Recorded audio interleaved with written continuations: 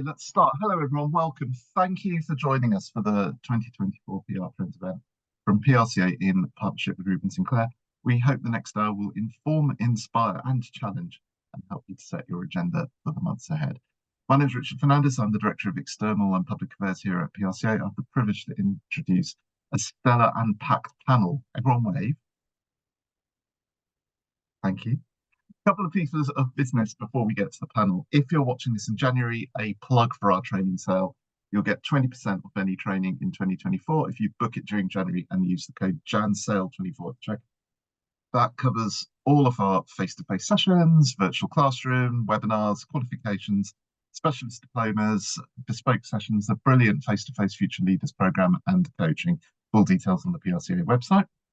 If you're watching this live, the session's being recorded. It will go up on our PRCA TV YouTube channel in the next few weeks. We'll send out a link so you can watch again and share with your network.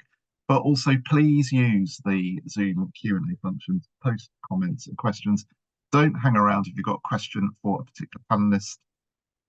Please use the functionality, post it while it's still speaking so we can get to it straight away if you can. If you're watching this on our YouTube channel, PRCA TV, please don't forget to like and subscribe. You know what to do. So let's get straight to the panel. Our first topic is value, and leading us through it is Darryl Sparey. Darryl is co-founder of Hard Numbers, the PRCA's small consultancy of the year. Unlike many agency founders, he spent a lot of his career so far in business development, running sales and marketing for Precise, MediaWorks, and Hotwire. He's a fellow of the PRCA. His most important job is that father to his children, Hudson and Talia. So a shout out to the two of you if you're listening, and over to you, Darryl. Brilliant. Thank you very much for the very kind introduction there, Richard. I'm going to just very quickly share my screen with you folks. Can you see that? Okay. Great. All right. So what are we gonna talk about? Trends in media measurement. Just hide that. Great. So first question, one that I'm finding myself asking myself more often than not now. I'm into my late 40s. Who am I, and what am I talking to you about, and why am I here? I'm Darryl. I'm the MD and co-founder of Hard Numbers. We are a performance-driven marketing and communications consultancy. Richard very kindly referenced the fact we are the PRCA's small consultancy of the year, which is lovely. And some very nice people have said some very nice things about us over the last 3.5 years that we've been trading, which is very nice indeed. As Richard made reference to in his introduction to me, my most important job, it's the first thing on my LinkedIn, on my Twitter profile, it's the one that I spend most of my time thinking about, is that I'm a dad to two young kids, Talia and Hudson. The most precious thing in the world to me is their laughter. It's the sound that I enjoy more than even the sound of money. I love the two of them dearly, but a very close second is PR and media measurement.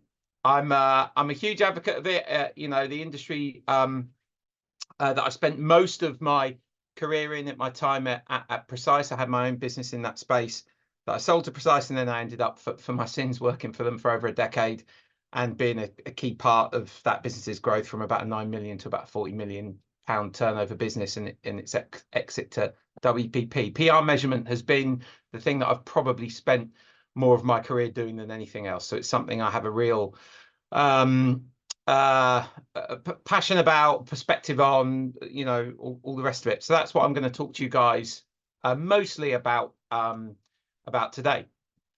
By the way, if any of you are on Twitter, if you want to say nice things about me, my handle is @Darryl Sparey. If you don't want to say nice things about me, my handle is @Rishi Sunak. So key trends. I've got 3 things I'm going to talk to you about today. Key trends in PR measurement. What is the balance between earned and paid, and how is it changing? and what measurement best practice can PR learn from other marketing disciplines? First off, what are the key trends in PR measurement? I think one of the key things here is speaking the language of the boardroom. And I'm going to quote two people who are, there are lots of people who are much cleverer than me, but there are two people that I'm going to quote who are much cleverer than me: Rory Sutherland and Stephen Waddington, the other half, and I didn't say better half, of one of our speakers who's coming later. Rory Sutherland is brilliant on this topic of PR people just talking a language that almost no one else in the organization would understand, right? And PR people, the way we talk sometimes about what we do, you know, share of positive sentiment in tier one media and, you know, all that kind of stuff, right? Is as inscrutable to a CFO or a CEO as going into the boardroom and saying that the feng shui of the business is wrong, and that's something that urgently needs to be addressed. We need to talk in the language of the boardroom. And Stephen Waddington's PhD research at the moment is identifying that there is a misalignment between the language and the metrics of PR and the PR industry uses, and what budget holders and senior business leaders actually care and think about. And it's important, and this is why it's a key trend, you know, for this year and beyond, is because if you look at the Provoke 100 influence results, you could see that there was budget cuts across the PR industry. You know, if you looked during the period of COVID, there was a significant investment made in PR budgets increased, etc. Right? That wasn't because of our genius as a marketing discipline. It's because the money had nowhere else to go. There was no CES, so you know, a Qualcomm or a Samsung or a Google couldn't spend millions of pounds on a you know, a great big trade show event and its presence there and all the rest of it, and times that by all the other things in terms of outdoor advertising, experiential, all the other things that companies couldn't spend their marketing dollars on. So the marketing dollars ended up getting spent in PR. So, and we've subsequently seen budgets retract as a result. So speaking the language of the boardroom and speaking ROI is going to be a key trend, and the businesses that succeed in doing that, and the agencies that succeed in doing that, and the in-house people that succeed in doing that are the ones that are going to see their budgets increase, and the ones who don't aren't. Secondly, tying activity to impact. Here's what I found. The old school metrics of, you know, cumulative reach and sentiment are just, you know, not going to cut it anymore. You know, there is a big so what that gets said a lot by senior leadership, by people that are investing in, you know, their marketing dollars in different disciplines, and you've got to be able to tie the coverage that you're generating to a business impact, you know, in some way or another. So organizations need to demonstrate the impact to their activity. Richard Bagnall from Karma, which is a client of ours, is really good on this subject, talking about how you know, it's not about counts and amounts anymore. It's about actually tying you know, activity to outcomes and results that matter to organizations. And then it wouldn't be a presentation talking about trends. I'm not going to be the last person to say these letters, I imagine, on this call. AI. It creates a huge opportunity to streamline processes, to automate tasks, to speed up the delivery of insights to the clients and the organizations that we represent. But at the same time, there are, you know, ethical considerations and other considerations that we need to be aware of when we're thinking about it. But it is a massive trend in PR in general, but in PR measurement specifically. What's the balance between paid and earned? I think if you go back 5 years ago, maybe 10 years ago, PR people, professional communicators, were less comfortable talking about paid, comparing their activity to paid, or even using paid in one way or another to amplify the work that they were doing and to reach the audience. I think the best campaigns now, even that start off as direct, straight up kind of PR campaigns, have an element of paid in them to help put the batteries in something, help reach an audience, help amplify something to specifically reach a specific audience you're trying to reach. Hard numbers client base is primarily B2B, so probably 63.7% of all statistics are made up on the spot, but about 85% of our revenue is derived from business to business, and the remainder is derived from B2C. So naturally, I see LinkedIn as a key channel. The ability to identify a specific audience based on their role, the country, even down to the specific company they work for, all the rest of it, so that you can really like hyper target the reach of something to an audience that you specifically want to reach. LinkedIn is incredibly powerful for that. But on the the consumer side of things, paid really helps augment reach of campaigns on platforms like Facebook and TikTok and stuff like that. So I think just thinking about things in terms of how are we going to reach the audience, and how are we going to maximize the number of touch points that a campaign can have with an audience, and how can we think across paid, earned, shared and owned as a way of reaching our audience. I think that's the kind of key way to be thinking about this. The other thing to think about, and as professional communicators, we should all be really thinking about this, is the death of the cookie, right? If you go back, like the story of the last 15 years has been that digital marketers, rightly or wrongly, have been able to significantly increase their budget versus other marketing disciplines, because they've been able to claim at a relatively specific level how well a particular campaign or ad or whatever has performed, and tie again activity to results for the business, right? As the cookie dies, it creates an opportunity for PR and communicators to step in, because the accuracy of the reporting around that kind of stuff in a post-cookie world changes, and it creates an opportunity for us to get in there and be talking differently. So then what can PR learn from other disciplines?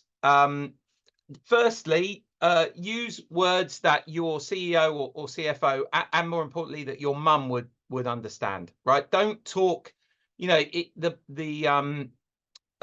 you look at the most successful marketers or digital folk, they talk back to the business, to the boardroom, to the organization, in words that commercial folks and senior management understand.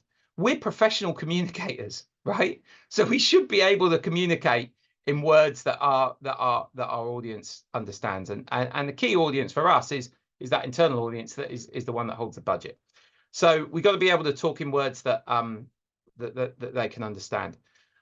Looking for ways to correlate activity with impact, and I'm going to shout out a product which has been released by another client of ours in the not too distant future, Coverage Book, and it's a tool called Coverage Impact, where it basically enables you to link coverage volumes with another specific outcome for a business. If you think in terms of what is driving impact for your organization, whether it's a charity or a business or or a governmental body or whatever, and then work back to think, okay, well, how can we demonstrate that there is a link between the PR coverage that we're generating and some form of impact that the business matters? So that could be website traffic, it could be sign-ups to a campaign page, it could be footfall to a shopping center, it could be anything. But the key is to get into the organization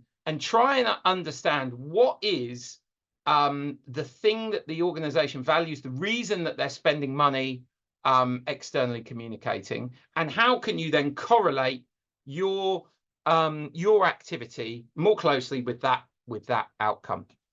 And then finally, tell stories simply using data.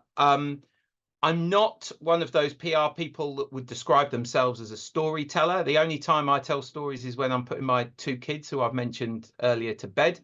But there is an important piece of work in terms of telling a story to the business, to the organization that you're representing, or to the business that you're representing, around the audience that you're trying to reach, or the insights that you can derive for them. And the better the story you're able to tell with the measurement, and the easier that you can make that story for the organization to understand, the more successful that you're going to be in terms of keeping and maintaining budget. And that is that. Thank you all very much for your time. Thanks ever so much, Darryl. That was a really good canter through. I do have questions, but unfortunately, we're already running behind. So I'm going to have to jump straight to Shayoni, who is going to talk us through the latest trends in misinformation, disinformation, perhaps some of the ways we can counter them. She's Chief Exec and founder at the well-known award-winning behavioural science comms consultancy Lynn Group. She's a fellow of PRCA and CIPR. She's in the Power Book. She's received the Mark Mellor. If I carry on with her biog, we won't get time to actually hear from her. So thanks, Shayoni. Just take us through Miss and Dis, what's happening this year, what do we need to look out for? Thank you so much. And thank you for inviting me to join this amazing panel. Good afternoon, everyone. So let's dive straight in. Before I get to mis and disinformation, Lynn, we are a behavioral science communications agency. We are powered by behavioral science. So let's start there. What is behavioral science? And I like to use the definition from a behavioral scientist in the US called Matt Wallet, who says behavior is an outcome, science is a process. As we are talking about applied behavioral science, which is implicitly about changing behaviors, behavioral science helps unlock why people do what they do, and it can help explain why, as human beings, we behave in the ways that we do and predict how we might behave in the future. So at Lynn, we are truly powered by behavioral science, and what that means is that all our campaigns and communication solutions follow 3 key principles. 1, we design using primary behavioral insights research. What is the problem you're trying to solve? Who are the people you're trying to speak to? What are the behaviors you're trying to create, maintain, stop? And what are the barriers to those behaviors? Informational barriers, structural barriers, cognitive barriers, social barriers. 2, we are the only agency in the UK that has embedded experimentation as a default across all campaign solutions. And this means that we go beyond focus groups and A/B testing to run complementary lab and field trials, randomized controlled trials, if you will, before we activate campaigns, giving us and our clients confidence that the creative solutions that we have identified will replicate when activated. And 3, evaluation that Darryl has primed for this section. It's embedded so we can evidence behavior change. And for this at Lynn, we go beyond active monitoring and then looking at the prevalence of the new behavior to closely monitor the change process so we can confidently attribute communications impact to real world change. Why do I say this? Because I firmly believe that as communicators, if we have the ability or mandate to create or influence behaviors, which we have, then we have a responsibility to protect those behaviors and in turn our audiences from false and misleading information. So at Lynn, when we set up the misinformation cell in 2021 as the UK's first dedicated such service for PR and comms, we were learning from the pandemic. And we were trying to predict how it might affect other areas of society. The last few years have shown us all the true extent of disinformation and how organized and orchestrated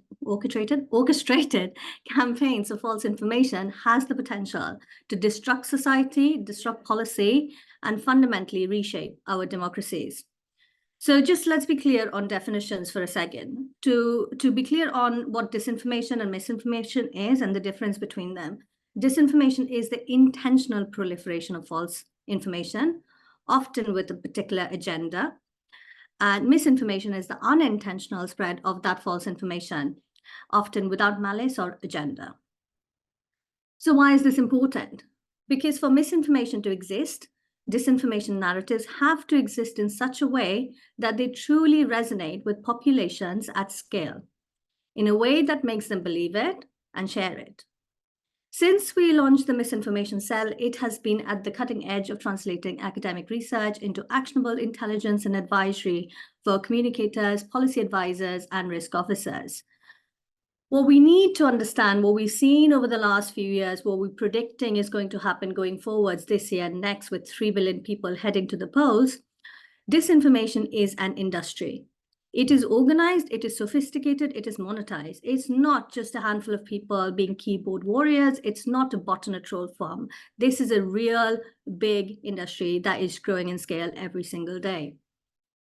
Earlier, I said that for misinformation to exist, disinformation narratives need to be resonant in a way that makes populations believe it and share it. And herein lies the challenge. Disinformation actors have an excellent understanding of human behavior. They know how to create compelling narratives that resonate with our identities and our beliefs. And we all know that false information has the power to polarize. We have all seen the effects of disinformation and the real-world harm that it can create. Now, more than ever, the propagation of false information fueled by generative AI is fast blurring lines between fact and fiction. We've seen this already spill over this month in terms of the run-up to the election in the UK. And this is why at Lynn, we have adopted a strategic approach to mis and disinformation that goes beyond fact-checking and looks to understand why our audiences might believe false information and how we can engage them better. Because we're dealing with identities and beliefs. And when we're dealing with identities and beliefs, often rational dialogue and providing facts will not win over individuals whose worldviews are being shaped and changed by their local context, their societal norms, and their own experience. And disinformation actors understand this, they're weaponizing this, and they're manipulating this. We need to understand and acknowledge that. The strategic approach at Lynn includes looking at the information landscape through the lens of harm. So typically in the marketplace, when we talk about mis and disinformation, what we tend to find are typically tech providers who look at macro analysis, digital ethnography, sometimes with predictive modeling built in. And that's great, and it's important, and of course we do that as well. But what we also do is try to disassociate noise, the noise of the information environment, from signals. What is the real world spillover from disinformation? And what harmful behaviors this could create? How could disinformation actors, disinformation campaigns disrupt and derail good policy? And how can we as communicators proactively protect these? How do we build resilience into programs and preemptively start mitigating risk?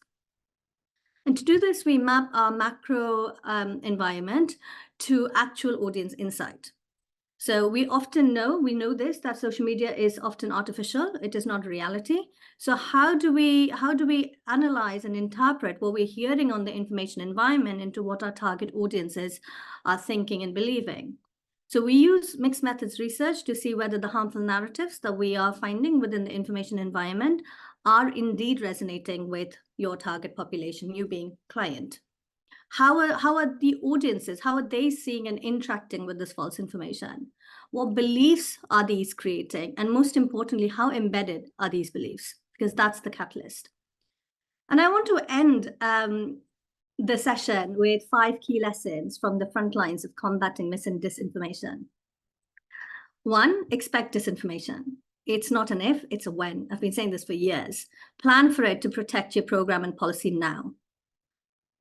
The second takeaway I would leave you with is co-production and co-design. These are powerful instruments to build trust within individuals and communities. But also be aware that the nature of public debate right now is infiltrated by trolls and bad actors. It's very vitriolic, as we know.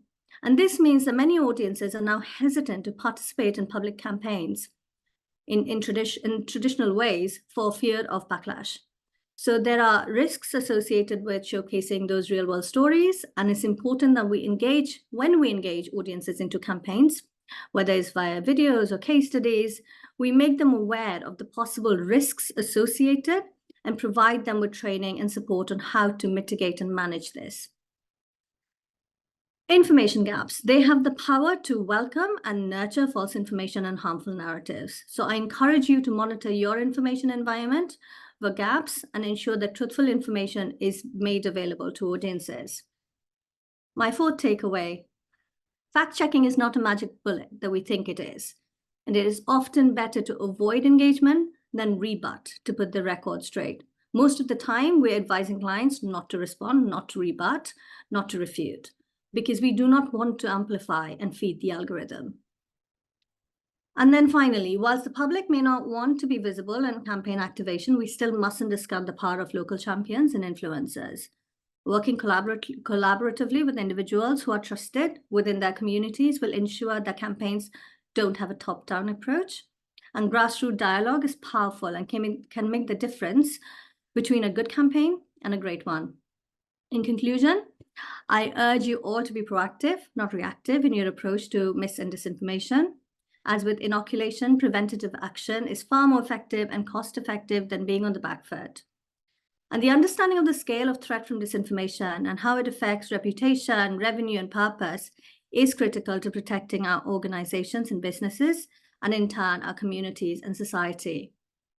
We do live in uncertain times, and the organized nature of disinformation, the proliferation of false information with a view to further polarize and divide us, the acceleration of disinformation due to the rapid growth of generative AI will come to a head this year. 2024 will be the year that defines us, and as communicators, we have a key role to play. We need to be proactive if we are to be effective in keeping our audiences resilient to bad actors and disruptive agendas. Thank you. Thanks, Shayoni. I think it's sometimes easy for us to feel despondent and overwhelmed by this topic. And I think that something that I've taken out of this, what you've just said, is the importance of local actors, grassroots actors. I think that that's probably how we will start to turn the corner and fight back. Thank you so much for that insight. And you've mentioned the 3 billion people who will be voting. So let's turn to politics now. As we will hear time and time again, it's the year of elections, every corner of the world. It's a great year for politics geeks, and maybe now's your chance to become a politics geek. It's very hard to predict. Jo Tanner is going to give us some perspective and take us through it all. She is Senior Director at APCO Worldwide, based in London. She specialises in public affairs, media relations, crisis and corporate comms. She is here, there and everywhere on media, political, geopolitical challenges, media commentator and a political strategist. We're delighted to have her today. Jo, you're on there. Thank you. Yeah, I was reading the brief for this session, and it was kind of, what are the threats? What are the opportunities for this year? And I'll be honest, folks, my heart sort of sank a little because there's so much going on. I don't know where we start. We are going to see over 50% of the population sort of hopefully taking part in elections. They certainly will be seeing elections in their territories. But I think the best and worst news I can give you is that it's going to be an unpredictable and yet predictable year. We don't know when the election is going to happen, so please don't ask me. And I wouldn't be betting my house on any particular date. I have a hunch that it's going to be in November. I think that the Prime Minister is going to try and go as long as he can so that he can try and actually achieve something this year. I think that interest rates are very likely to go down this year. There's already signs from some of the activities the banks are already taking that that's going to happen. I think inflation will continue to go down. But again, don't make any big decisions off anything I say today, please. But there are going to be elections in May.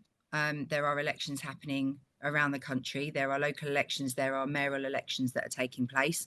They are going to have a significance on the way the year plays out, as well as the economy. It means that in certain areas, particularly those metropolitan areas where we're going to have elections such as London, Manchester, Liverpool, etc., you will see a lot of discussion, a lot of issues, a lot of, if you've got sites in those particular areas, you will see sort of election fever. You will then see the fallout of those elections as well. And there may well be lots of things said off the back of how dismal those results are for people, how good those results are for people. You will probably be subject to any number of numbers this year because you will be told about the polls and you'll be told about how far someone's ahead and how far behind they are. But the thing about this year is that things can change very fast. If you'd have said to me in November last year that the biggest story to dominate the headlines this year would be the post office and the sub postmasters, you would have well, I would have just told you where to go. I'd have known that that story was around for a long time. I know lots about it. I know politicians that have worked on it. I know journalists that have worked on it. The idea that an ITV drama could have actually put that on the map in an election year, perhaps if it wasn't an election year, would we have seen the same response? That's been asked of some of our politicians. The contaminated blood inquiry has been going for years. We may well see more around that subject as well, because there is eventually going to be an outcome to their inquiry this year. We will also see the continuation of the COVID inquiry. We will also probably see Grenfell and that inquiry report this year. If you're working in a company that has any form of contact with government in terms of government contracts, I would expect those contracts to be looked at. I would expect there to be questions asked. I would expect there to be any number of freedom of information requests coming in this year, because the Liberal Democrats are already very busy on trying to get information left, right and centre, because they don't have the resources to do the research themselves. So they're asking a lot of questions of particular bodies and of government to try and find out the answers, numbers to things. But there is going to be, off the back of the sub-postmasters, there will be a conversation about government contracts, about procurement, about whether there is value for money. If there is something in the background at some point of a business you work for that has had a significant sum of government money, this is the year it may well come out. So if you haven't started doing your housekeeping, I suggest you do. One of the big events that's going to happen, probably one of the soonest events, as well as Valentine's Day if you're the romantic type, the 6th of March is the budget, and it is very likely that Jeremy Hunt is going to try and offer something of interest, because they need to do some sort of work to make people feel slightly warm and fuzzy again about the Conservatives. If you're stuck on one of those high interest rates, you're very unlikely to feel that way ever again. Perhaps you might end up having the same view of the Conservatives that many of our parents probably had about Thatcher when they were subject to high interest rates back in the 80s. But there is going to be the election period, PRCA, where everything shuts down before, in terms of big announcements. That will take place in late March and then we'll run all the way until early May when those elections happen. Then there will be a period of fallout if May is not the time that Rishi Sunak chooses for his election, or June, which has happened before, then the most likely is that we'll go into the party conferences later this year, and off the back of those, there will be a send off the troops straight into election mode, and we'll see an election in November, possibly into December. I'm having a nightmare trying to plan a holiday this year, I have to say. It's driving me nuts. I wish I knew. What does it mean? What does it mean for you in the work that you might be doing? You're probably a very varied bunch. You might never take any interest in politics. You might not be as sad as myself, who's had a career of watching politics. If ever those reruns of the elections of old appear on BBC Parliament, I disappear for about 20 hours watching all the old results programmes. I'm a bit sad like that. But anyway, we all have our little things we like to do. The thing that it does do is you are going to get opportunities. There are going to be opportunities if you've got investment as a business. If you've got something you want to get sort of some attention for, you might be able to approach a politician for a photo op. They're going to be desperate for venues to come and showcase what they could do in an area or what they could do in a sector. They also are going to be in listening mode. They're very much, you've probably all heard about Rachel Reeves, the Shadow Chancellor for Labour, who's been busy having smoked salmon breakfast with everybody. If your business has not been part of one of those groups, this could be the year to try and do that. They are interested in what's going on. The Labour Party in particular are very, very short on resources. It means that policy development is a challenge. If you've got an expertise, if you've got data, if you've got information about particular sectors, this could be the time to make an approach and get yourself in with potentially the next government. All of the polls, despite the swing that will be required in all of those seats, it's still very likely that Labour are going to get a majority. Might not be a big majority. That's up for debate. It is still looking likely that there will be a majority. At the same time, that election is not till the end of the year, which means there is still time to talk to the Conservatives. There's still time to talk to the government about things that your business might be doing, might be needing. It doesn't mean just give up, just talk to Labour. It does mean it's worth talking generally.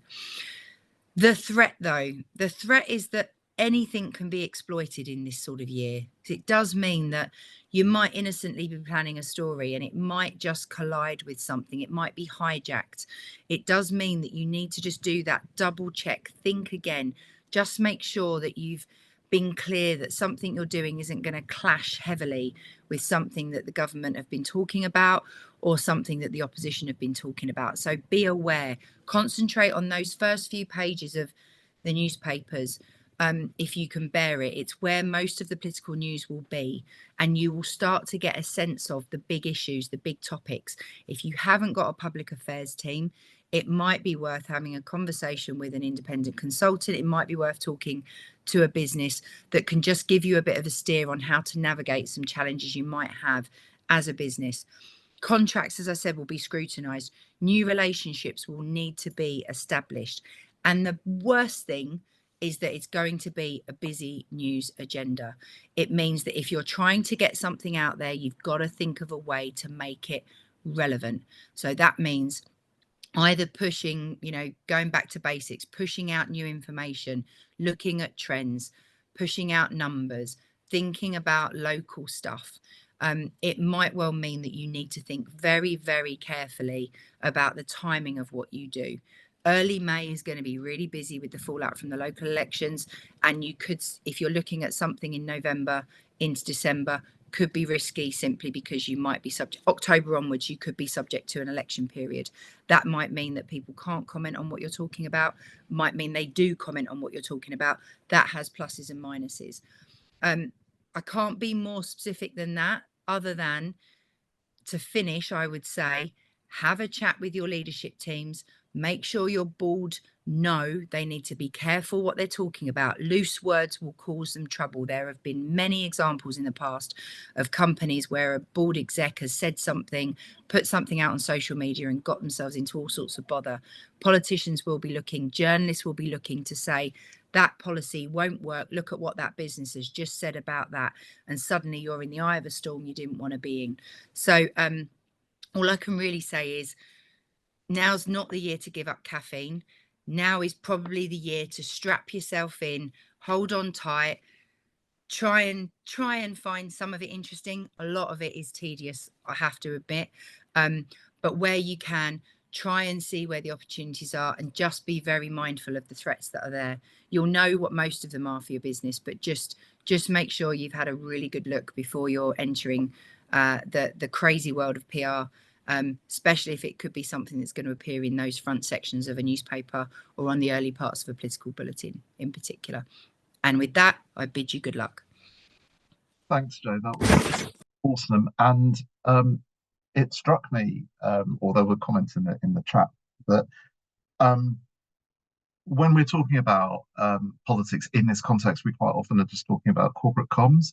But actually, how about our organisations as part of the body politic? So should you consider, for example, encouraging your people to register?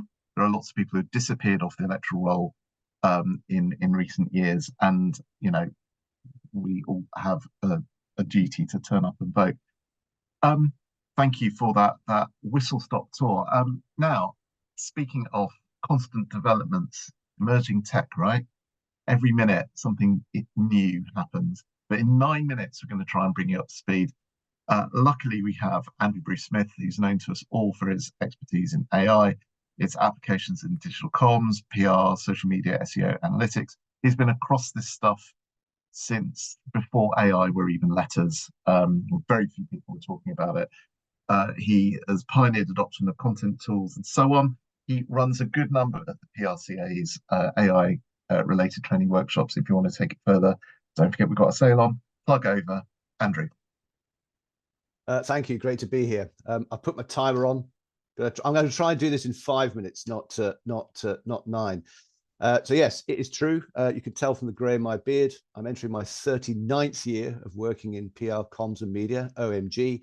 But I have an interest in AI for over 40 years.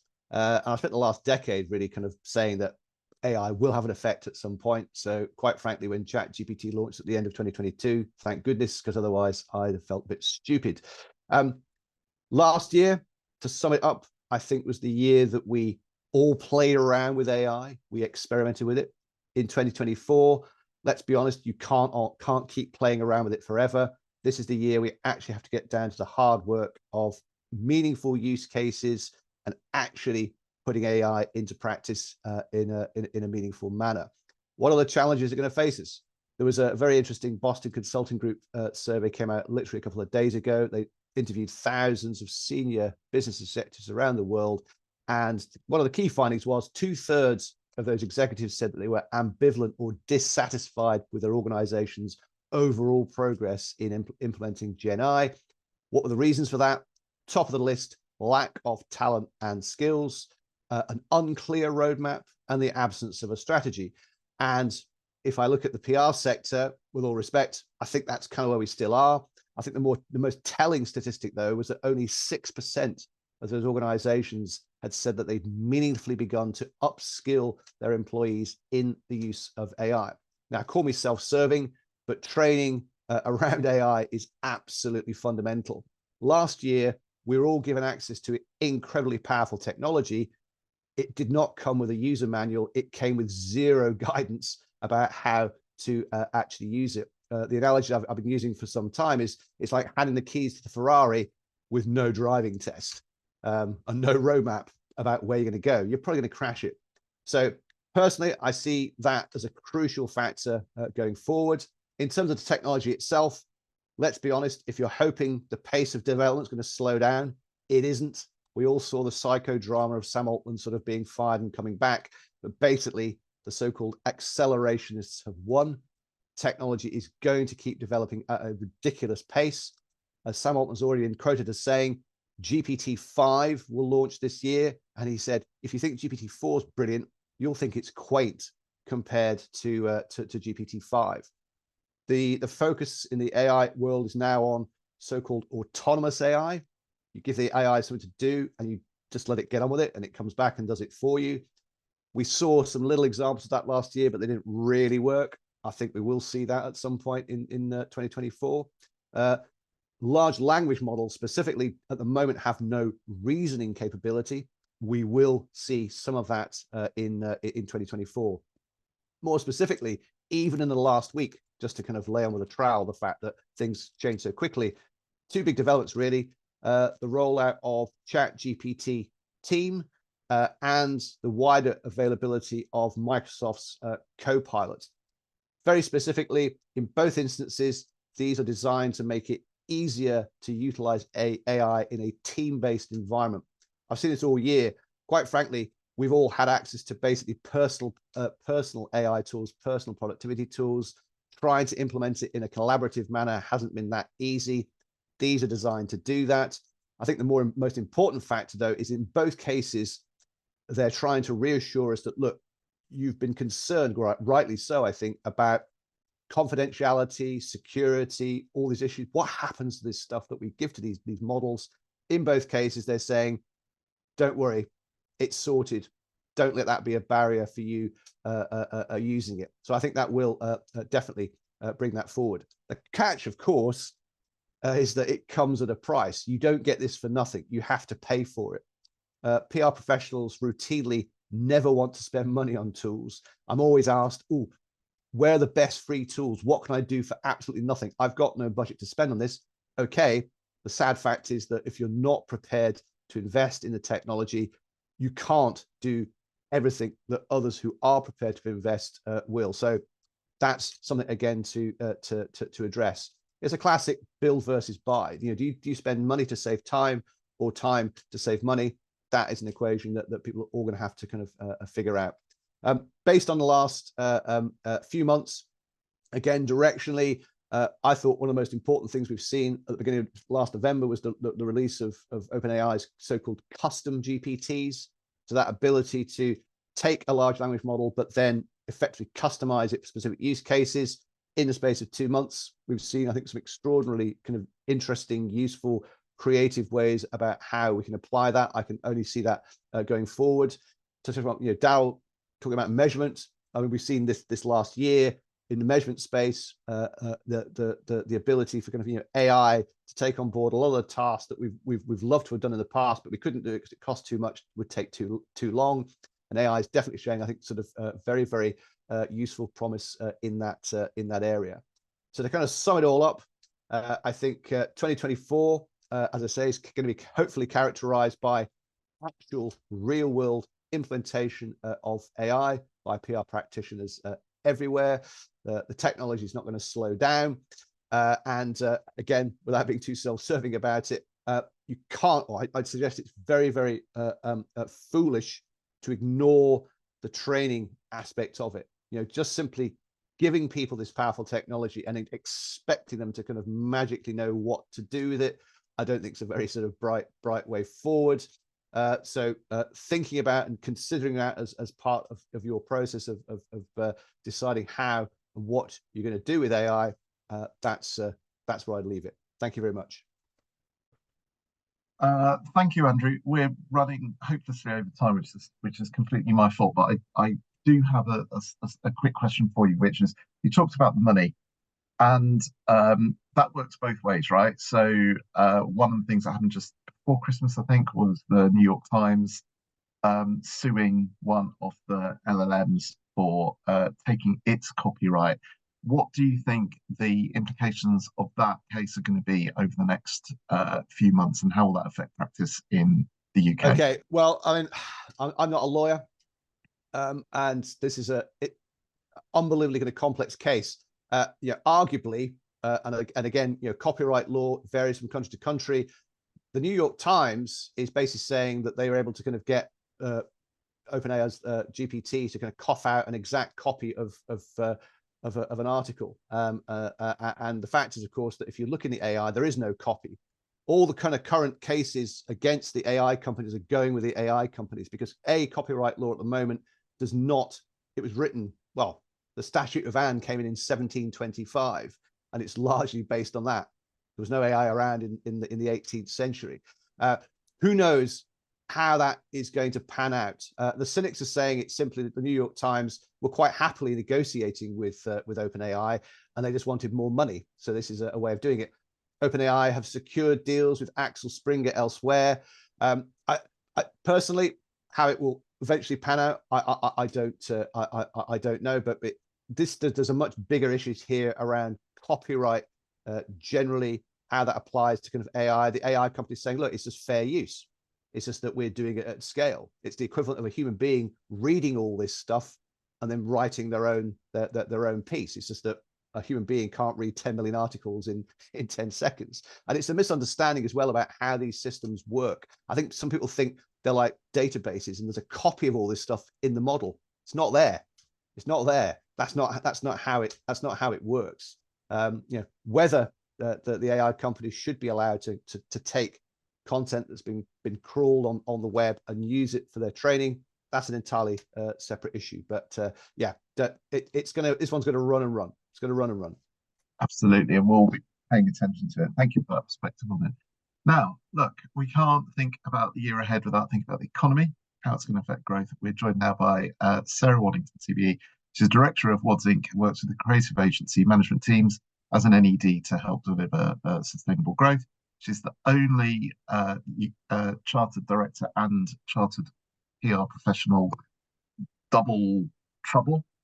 Her CV was awarded in June 21 for services to PR in the voluntary sector. She's the founder of Socially Mobile, the brilliant not-for-profit training school that helps underrepresented groups to increase their earning potential. And she is a member of the PRCA's interim management board. Sarah, what's the economy doing? I'm going to drag everybody down right now. Let's whistle stop ride through this, and then hopefully we can find some good towards the end so we can all feel a bit perky and go and get a sandwich without having indigestion. Basically, I think we all know this. We're all feeling this. We're feeling this at work and at home. We're just living this economic instability right now. We're predicted to have the slowest growing economy in G7 this year by the International Monetary Fund. And I'm sure most people will have read the fantastic APCO World PR report that came out in autumn, which basically says that PR leaders think that economic conditions will be their main problem alongside, as you'd understand, clients not committing sufficient funds to projects. So double whammy there. I think a lot of the agencies that we work with have experienced this, and also very delayed decision making in terms of projects, which makes it very hard to predict your cash flow for the year ahead. It doesn't really get much better. The IOD, they do a policy voice survey on a very regular basis. They've outlined a number of different risks for business from the global economic slowdown. You know, obviously, if you're working in different territories, you can de-risk a little bit, but obviously we've got a slow down internationally. We've got threats and ongoing wars in different places. Cybersecurity continues to be a huge risk and a growing risk for business. The misuse of AI, as Shay mentioned earlier. Joe's mentioned the elections. And of course, I don't know where everybody else is on this call, but here in Newcastle, we've had a crazy week of weather, including lots of snow, which is thankfully gone now. But there are also the ongoing health risks. So these seem to be things that businesses are going to have to cope with after having had a very turbulent few years already coming out of COVID. And obviously it was just with a very slow economy and sluggish decision making. I hate this next start from ONS. Basically, the service sector has not grown in the 3 months from August to November last year, and I don't expect it to be a radical change when the next stats come out. So what are we all going to do about this, and what can we do? There are some basic things. So in my work as a non-exec director, these are some of the areas that we focus on when we first get in and get our legs under the table. Now, we talk about purpose all the time, but a bit like cobbler's children, we don't always look at our own all the time. And one of the key things that you can do in this kind of market is make sure you have really clear differentiation. We heard from Darryl earlier, hard numbers, you know exactly what you're going to get on the till, basically from the name, let alone the very hard sell that comes straight after. You know, there's loads of them out there. It's worth going out and doing an audit and seeing who you know and what for. And if you can't, you know, if you ask people and people can't immediately give you the elevator pitch about what your business is, you need to go back and look at your purpose and find that differentiation. It will help you with your decision making. It will help you target your different markets. And not just that, it really will reinvigorate the team. Most teams that I know right now are just a bit flat. They were tired before Christmas. It's been a long old haul. And with the election years coming up, it does feel tough. If you have something exciting that the team can get behind, it's an absolute game changer. It is proven that a good, strong purpose and vision, and where you know, there's a no say-do gap between your values and what you're on your actions, it will accelerate growth. Futures and foresights work. Now, this is where I bang my head off the table quite a lot, because it's like such an obvious part of our PR, strategic PR practitioner toolkit, but we don't do this as often as I would like to see. So have you done a recent strategic analysis of your market position? Comes back down to that purpose work. If you've got the right data about who you are, what you're doing, why you're doing it, what your competitive set are up to, that will really help. But you need to be looking on 3 different horizons: what you're doing now, what's coming next, and actually what's that third horizon? Where is the space so you can develop new services or develop your services or productize different things? You need to know what's coming. And actually, as Joe said, you've got to be watching very, very closely what the different parties are saying, because they will be pointing to change drivers that will impact you, and not just you and your business, but your clients' businesses if you work in agency. And that is absolutely crucial. You need to have your eyes on that, and you need to have your eyes on that now. And it allows you to be much more agile, so you can exploit opportunities and manage risk. Now, risk can be good because risk can offer opportunity, but you've got to know what you're getting into.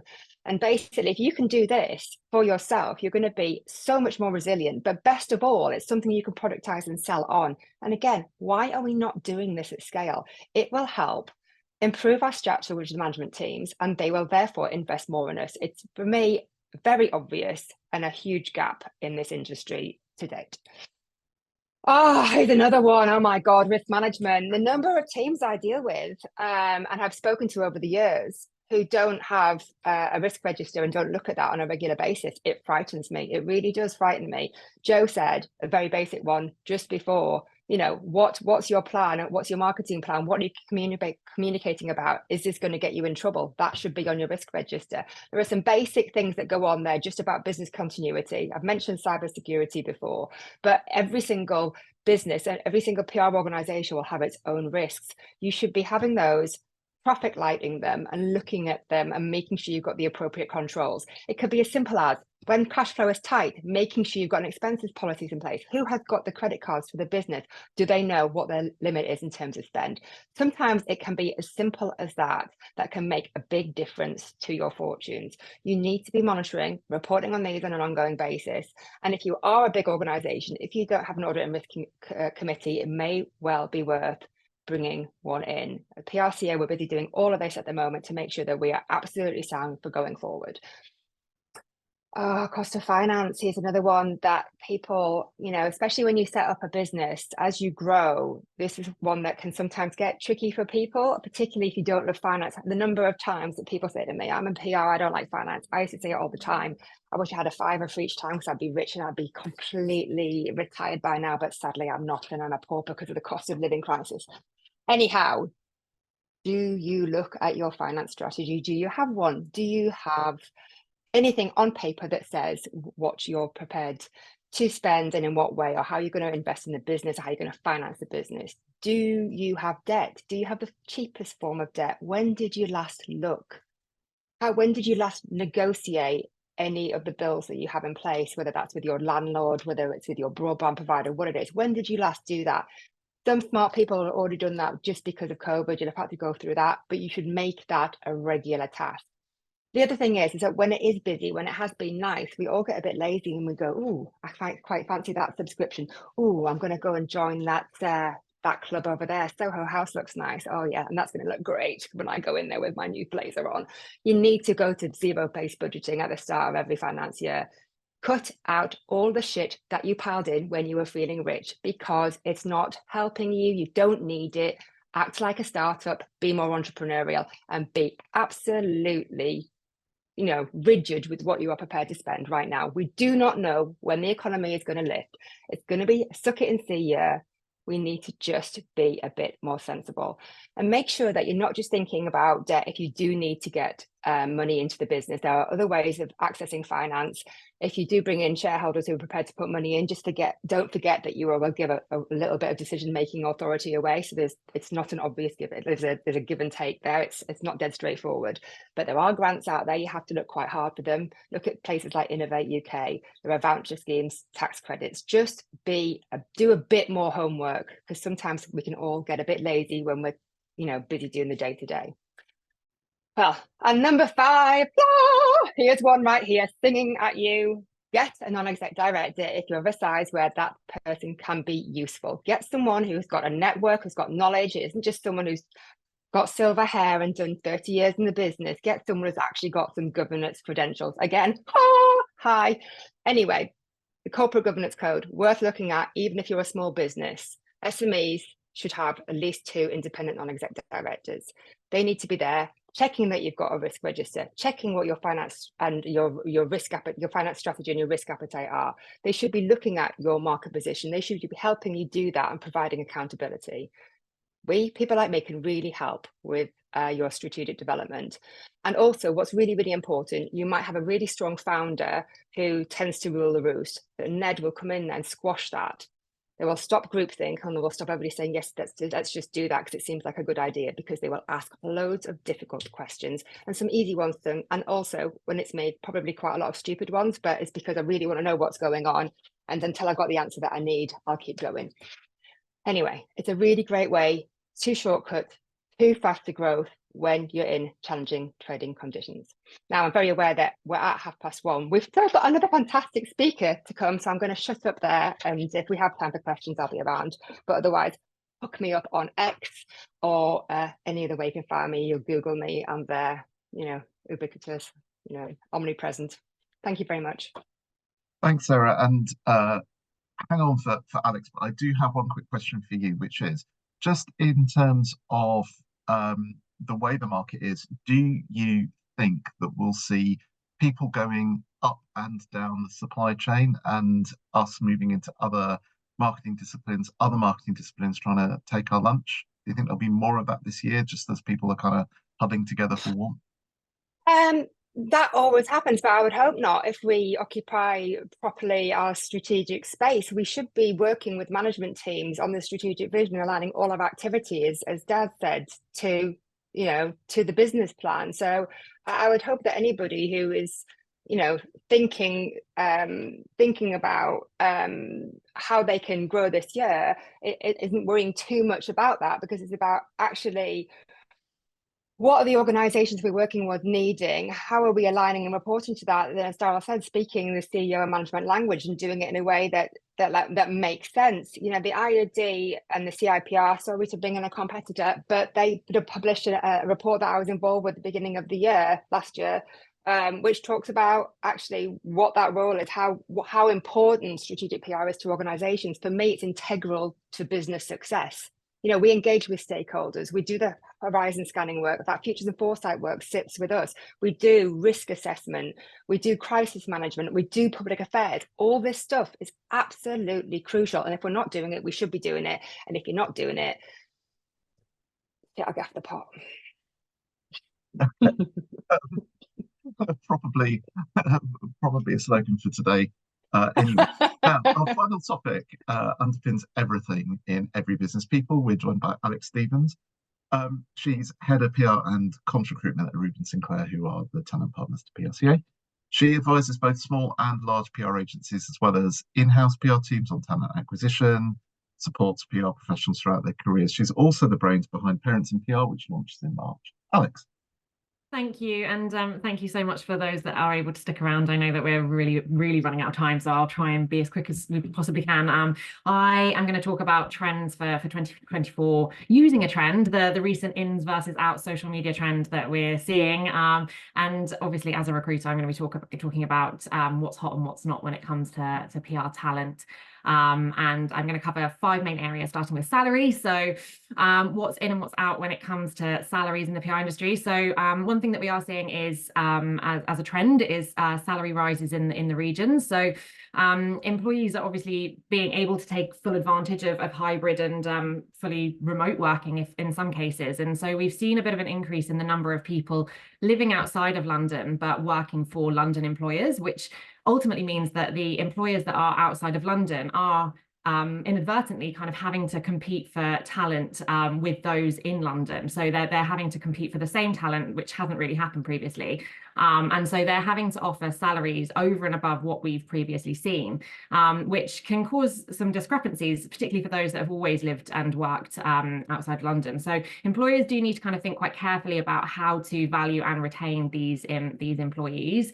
But what we are seeing go out of the window is major salary increases across the board, I'm afraid, or perhaps that's good news for some employers. But 2023, as everyone knows, it was a bit uncertain, it was a bit tumultuous, and hiring kind of slowed, and therefore salary growth did as well. So our most recent salary guide came out this week, and we noted only very small, very slight increases, if any, across all levels and all industries. So it's not really surprising, given that 2022 saw massive salary rises across the board. This year they kind of leveled out, or sorry, last year they kind of leveled out, and 2024 seems to be kind of continuing in the same vein. Next, recruitment processes. So what we are seeing coming in is employer-led recruitment processes. So the balance has slightly tipped in favour of employers when it comes to hiring processes. So we've previously seen candidates being able to kind of pick and choose from opportunities, to make demands around salaries and packages, and receive multiple offers at the end of their job hunt. But with fewer hires being made and the market kind of returning to a much more normal pace, the employers seem to be back in the driving seat, and with the ability to be a bit more selective over who they interview and ultimately who they offer. But having said that, what's going out of the window, hopefully, is lengthy hiring processes. So regardless of the market, the very best candidates in any industry, in any market, will still be in demand. So employers do need to be cautious about extended interview processes, because they do lead to an unfavourable opinion from candidates interviewing with more organised, more streamlined, more efficient hiring managers, and can ultimately result in employers or hiring managers losing out on candidates altogether. Skills, we're not going to get away from me talking about AI in a trends conversation, so just to probably echo some of the things that other people have said. So when it comes to talent, what we're seeing is hopefully people understanding how to utilize AI to our advantage. So I think there was a recent article from PR Week's John Harrington predicting that there'll be a head of AI job title in agencies by the end of 2024, which is really exciting, but also really crazy. So I think it's really important for anyone employed in the PR industry to really understand how AI might impact not only the PR strategies and tactics themselves, but also our day-to-day role. And so upskilling in this area, plug Andrew, come to Andrew for that. That will not only make you a more desirable candidate, but obviously it might ultimately help you work more efficiently and do your day-to-day job better. But what hopefully we won't see is people worrying that AI is going to take all of our jobs, because I think what's clear is that, you know, AI will probably make some parts of most people's roles redundant, but it's not going to take over from humans in the workforce entirely. And so I guess providing that we keep abreast of developments in the area, and crucially we're adapting roles to include and enhance the use of AI, there will still be the need for skilled PR professionals. So I don't think this is the year that we need to worry about that. Gen Z. So talking about Gen Z, and what we are seeing more of is hopefully aligning expectations between hiring managers and Gen Z talent. So there are going to be more Gen Z employees in the workforce in 2024 than ever before. And with this does come some challenges for employers. So many of this generation entered the workforce in 2021, 2022, an incredibly hot market. All of their demands as entry-level talent, included quite inflated salaries, were being met. And that expectation isn't just going to go away. It's going to be quite hard to overturn. And employers do need to work with their Gen Z employees to ensure that they're feeling valued, they're feeling heard, but without unsettling the balance within the rest of the team. So having flexibility around things like benefits package is a really good way to kind of try and suit different people at different stages of their life. So that's quite a good place to start. And hopefully going out of the window is not adapting hiring requirements for Gen Z. So they're a really important part of the workforce. And despite the kind of issues with expectation versus reality, and companies do need to attract and hire from this generation, but they don't seem to have adapted their hiring requirements for this part of the workforce yet. And some are using job specs and interview questions first put together for the quite early millennial generation. So there was a recent report where it sort of talked about half of Gen Z adults get the vast majority of their news from social media. And actually, it's a little bit of an outdated report. I probably hazard a guess that that's probably even higher now, compared to 17% of older adults. So questions in interviews need to be adapted to take this into consideration, and employers need to consider things like whether the importance placed on traditional media relations skills is kind of outdated, and whether it's still relevant in interviews. So finally, DE&I, it's still high on many companies' agendas, and rightly so. And I think small but really important steps forward are being made to address inequalities and bias around gender and ethnicity. But an often overlooked area is disability.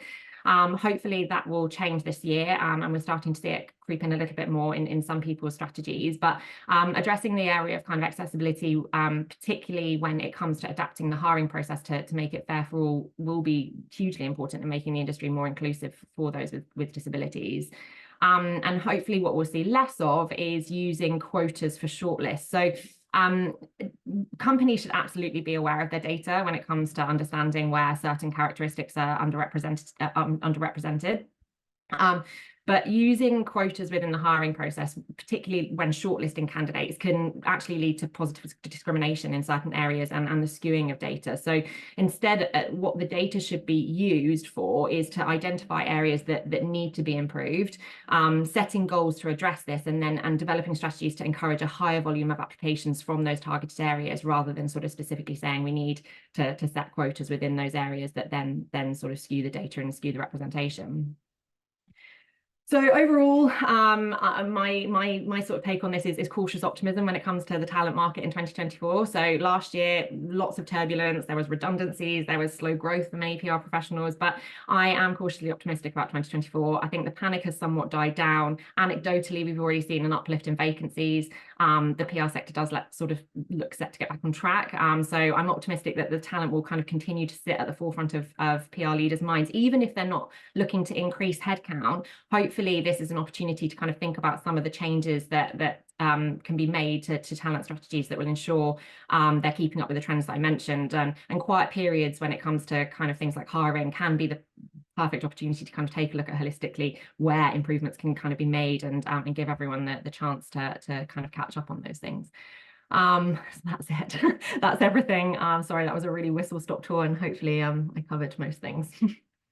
Wow, a real whistle-stop tour. Thank you so much. I spoke very quickly. No, I'm really grateful that everyone has spoken really, really quickly. I'm going to do one more thing. We're so out of time, but bear with one more thing, because we're just going to go around our panel to give one word each for the year ahead. Andrew.